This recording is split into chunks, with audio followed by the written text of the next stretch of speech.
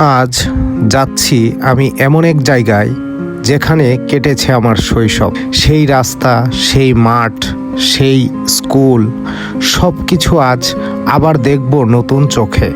চলুন বেরিয়ে পড়ি একটা স্মৃতিময় সফরে।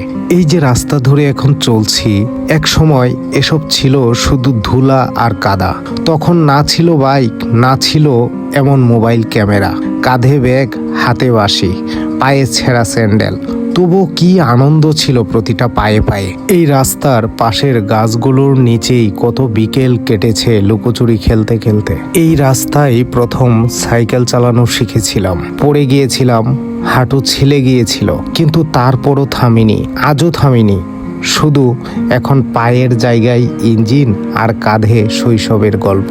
চলতে চলতে চলে এলাম শৈশবের সেই বন্ধুর প্রজেক্টের কাছাকাছি, যেখানে আজ সে গড়ে তুলেছে একটা ছোট্ট কিন্তু স্বপ্ন ভরা দুনিয়া, মুরগি আর মাছের খামার। ঠিক তখনই হঠাৎ করে কালো মেঘে নেমে এলো বৃষ্টি।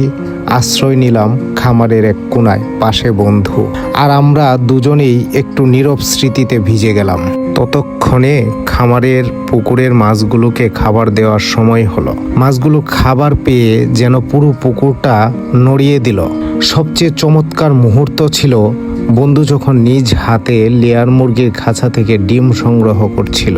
ঘাম ছড়ছিল তার মুখে, কিন্তু এই পরিশ্রমের ভেতরেই আমি দেখেছি তার স্বপ্ন গড়ার আসল গল্পটা। আজ শুধু ঘুরিনি, মনে হয়েছে সময়কে ছুঁয়ে দেখলাম, স্মৃতির সাথে আবার একবার হাত মিলালাম।